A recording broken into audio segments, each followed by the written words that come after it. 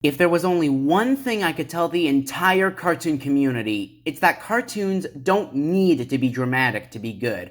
Throughout the 2010s, it seems like whenever a new show pops up, it seems to do the same exact damn thing.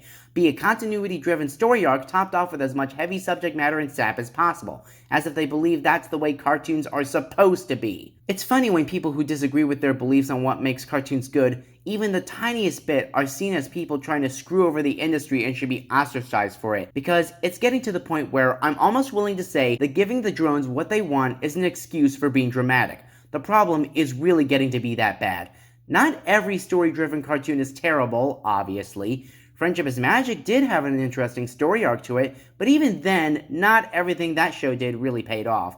And even shows back in the day that claimed to be story-driven didn't have as much continuity as you thought they did. Shows like Ed, Edd n Eddy and Courage the Cowardly Dog had episodes that could be watched in literally any order, even if they did reference previous episodes occasionally.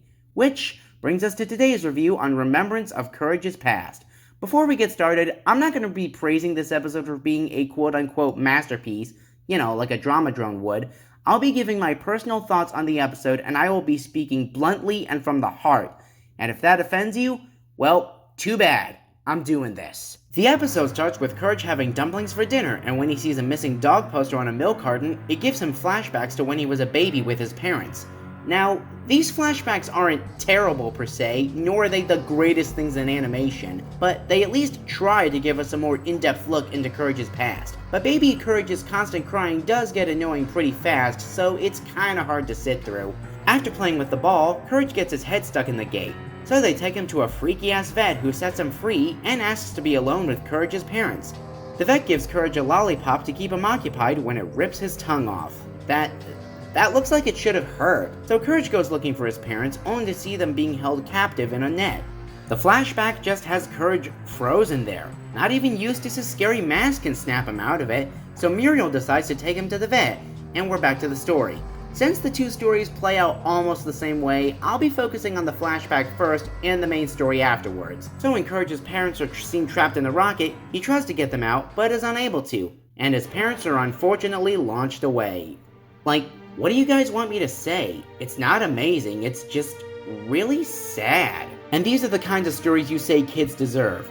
Well, what if they're not interested in these kinds of stories and are more interested in energetic things like Teen Titans Go? If you think those kinds of kids are stupid, then you don't deserve to be a cartoon critic at all. Fortunately, Muriel comes by and takes Courage home for his very own. So there's some semblance of a happy ending here. Not the best, but better than if Courage was left out there to die in the dumpster.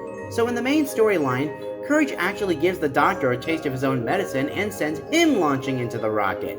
Apparently he was working on an experiment on sending dogs into another planet. Okay then. Now, it's not at all uncommon for Courage to be a dark horror show. As a matter of fact, that's what the show's purpose is.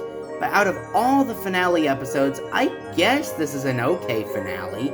I mean, for an episode that really didn't need to exist, I can't really say it's bad.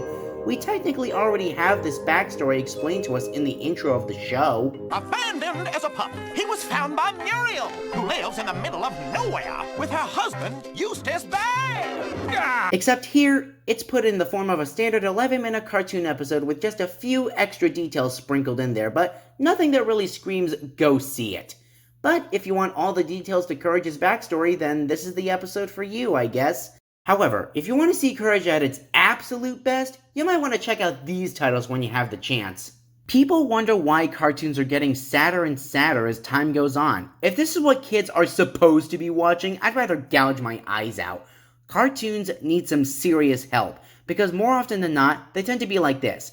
All you need is an ongoing story arc with hardcore themes deliberately designed to be tear-jerking, and bam, you've got yourself a hit. Yes, that is one way to make a cartoon, but it's not the only way. There's a wide variety of styles, concepts, and ideas to making a cartoon. A show can be a silly, episodic fun fest, and it can still be enjoyed regardless of its target audience. But if you think that anyone with a different set of values to you on what makes a cartoon great shouldn't be taken seriously, why should I take you seriously, Drama Drone number 957?